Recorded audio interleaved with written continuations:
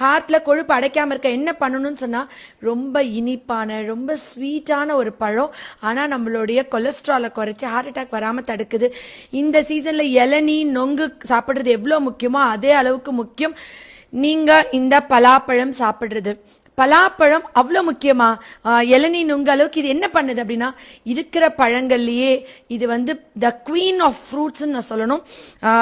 என்ன அப்படின்னு சொன்னா, ஜென்ரலா ரத்தம் டெஸ்ட் எடுப்பீங்க. ரத்தம் டெஸ்ட் எடுக்கும்போது கொலஸ்ட்ரால் சொல்லக்கூடிய கெட்ட கொழுப்பு எல்டிஎல் கொலஸ்ட்ரால் கூட இருக்கும்.